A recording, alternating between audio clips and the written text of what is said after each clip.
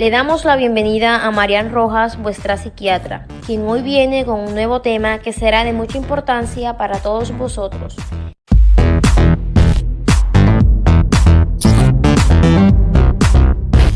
Durante muchos años me dediqué a investigar el cortisol, que supongo... ¿Alguien no sabe lo que es el cortisol?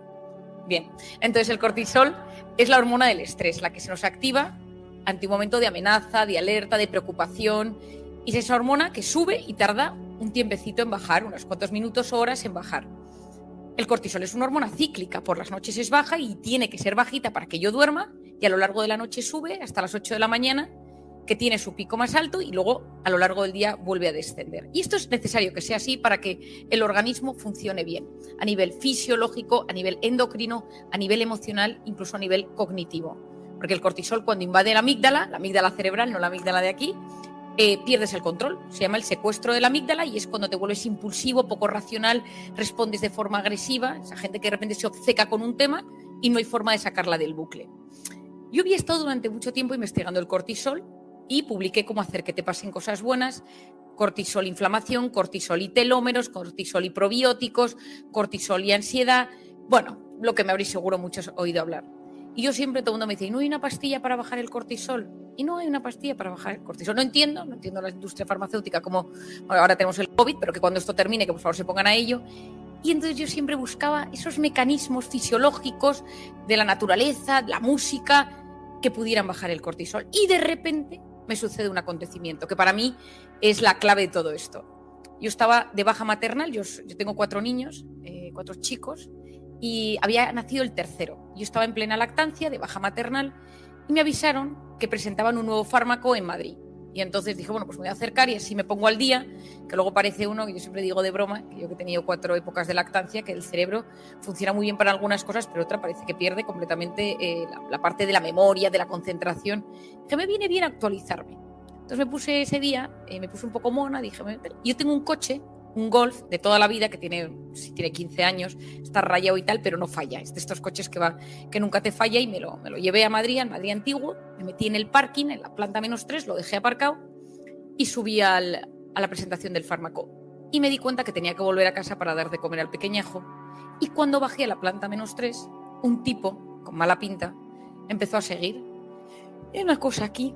Y empecé a angustiarme y veía que me seguía por detrás y me di cuenta que al lado de mi coche, a los 2 lados, había 2 cochazos. Y cuando yo me iba acercando, gritó, las llaves del coche.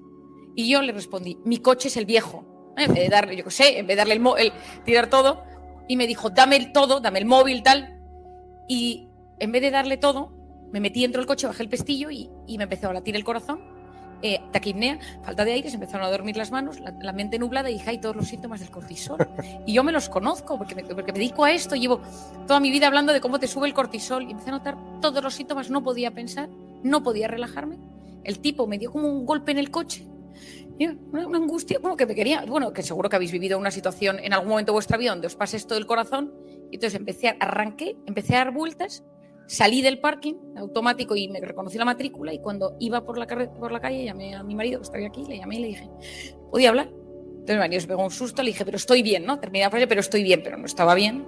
Y al llegar a casa, la sensación como de malestar corporal, vital, psicológico, la persona que estaba con el bebé me lo entregó para que comiera porque ya estaba llorando y al minuto se puso a comer y entró mi marido a los pocos segundos. Marian, ¿cómo estás? ¿Qué ha pasado? Y entonces yo empecé, pues mira, iba por el parking y de repente, y me dice, ¿por qué estás tan tranquila? Pues si acabo de hablar contigo por teléfono. Entonces yo dije, este pico de cortisol tarda 6 horas en bajar. ¿Qué hemos hecho? ¿Qué he hecho?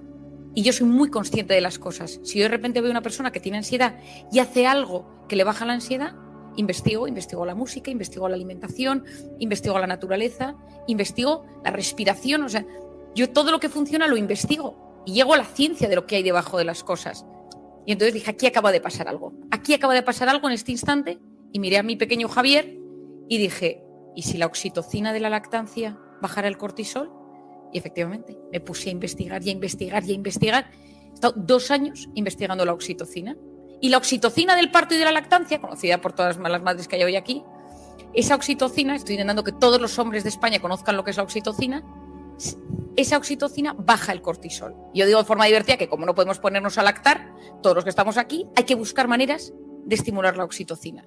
Y la oxitocina es la hormona de los abrazos, es la hormona de la empatía, es la hormona de cuando estás con alguien, te pones a mirarle a los ojos y no le juzgas, le miras la cara y sonríes a la vez que sonríe, las neuronas espejo, es decir, es esa hormona de los vínculos donde nos sentimos especiales para el de enfrente. Cuando estás con esa persona notas que a esa persona solo le importa lo que le estás contando. Deja el móvil, deja todo y de repente es como que eso que le cuentas le emociona incluso más que a ti.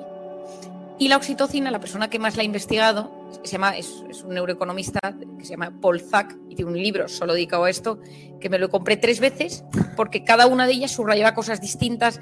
Busqué en internet, él cita estudios, me puse en contacto con los científicos que habían estudiado esto porque era lo que había detrás. Y él llevaba un kit que yo lo quiero conseguir porque ahora no lo he conseguido, un kit donde medía la oxitocina en diferentes momentos. Se casaban unos amigos suyos.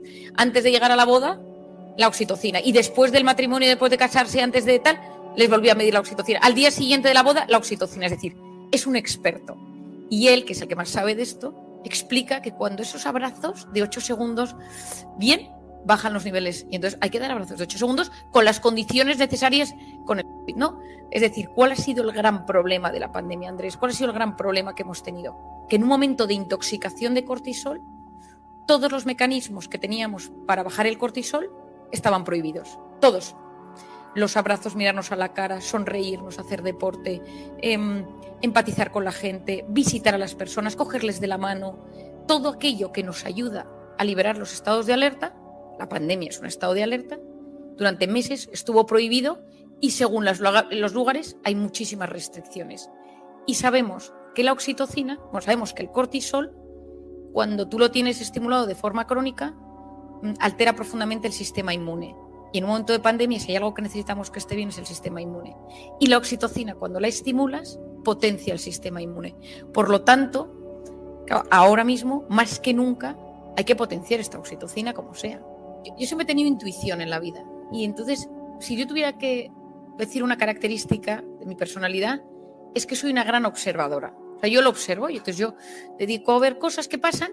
Y siempre digo un ejemplo. Si yo estoy de repente un día en mi despacho y entra un cerdo y me dice, hola Marian, no necesito una N de 10 cerdos. Una N es lo que los estadísticos o los investigadores dicen, un número mínimo de X cerdos para investigarlo.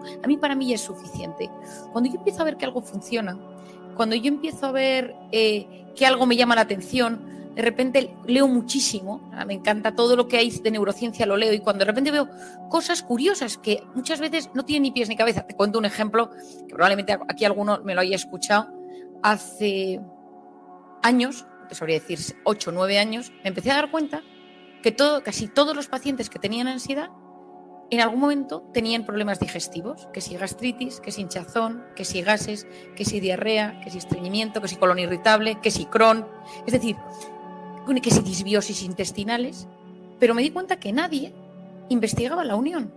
Entonces yo decía, si el 90% de la serotonina que llega a mi cerebro bajo diferentes mecanismos, es decir, hay todo un tema, unos mecanismos a través de unas células dentro del, pero va a través del intestino, es decir, el 90% de la serotonina que finalmente llega al cerebro parte del intestino. Dije, por lo tanto, esa serotonina, que es la base de la libido, que es la base de los impulsos, del estado de ánimo, de esa sensación de alegría, si el intestino no funciona bien, esa persona anímicamente no puede estar bien. Y empecé a preguntar, empecé a hablar con gente que tenía colon irritable, que tenía Crohn, que tenía todo tipo de temas intestinales, gastritis, todo lo que existe. Y yo le decía, ¿y de ánimo? Regular. Y dije, bueno, pues empecemos a estudiar qué pasa aquí.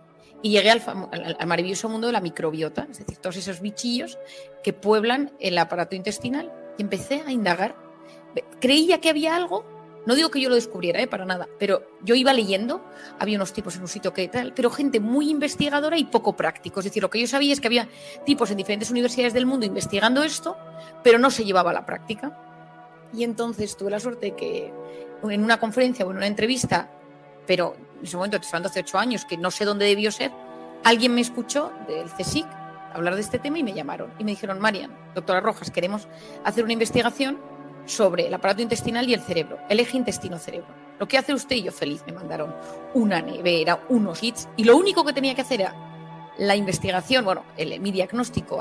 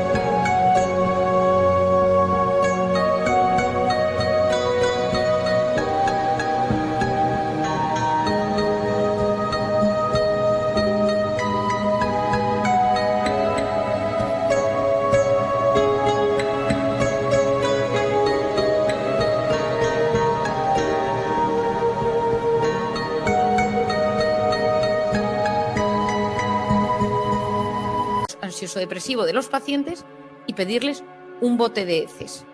No lo conseguí. Nadie le da a un psiquiatra un bote de heces. No había manera de conseguirlo. Yo iba a mis pacientes y les decía, ¿quiere usted entrar en una investigación que estoy llevando a cabo sobre el eje intestino-cerebro? Me tiene que traer un botecito de heces.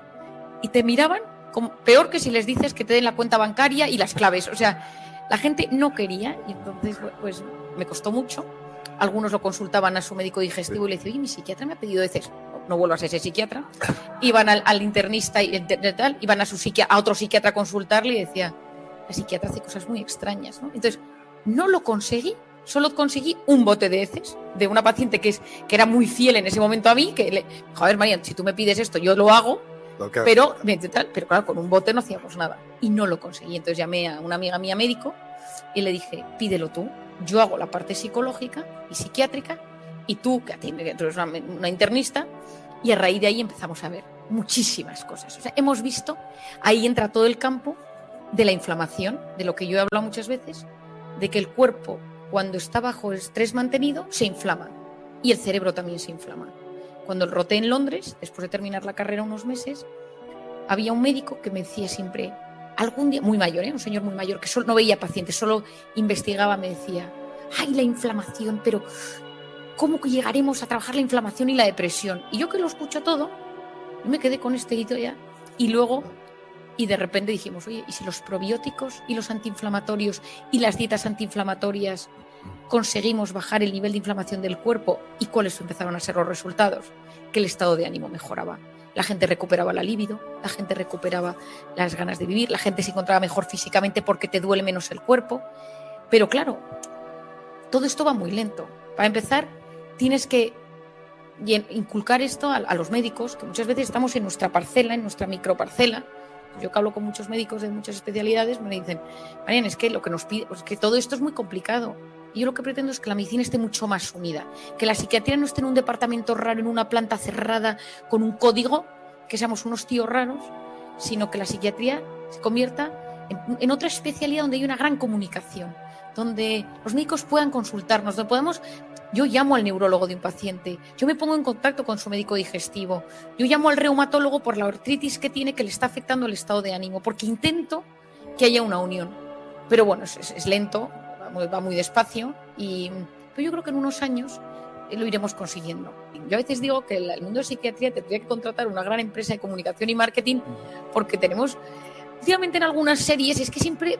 parece que el psiquiatra de repente va bien y de repente hace cosas rarísimas, ¿no? Y digo, es que tenemos un marketing regulero. Y entonces yo creo que, bueno, me acuerdo las primeras veces que llegaba a dar conferencias, yo empecé a dar conferencias muy joven, pero porque me fui a Camboya, me pasó todo el tema de Camboya, que bueno, seguro que a todos os suena un poco, que me fui a sacar niñas de la prostitución infantil, que me cambió la vida, y cuando volví empecé a hacer una divulgación sobre lo que había que hacer en Camboya, metiéndolo con el...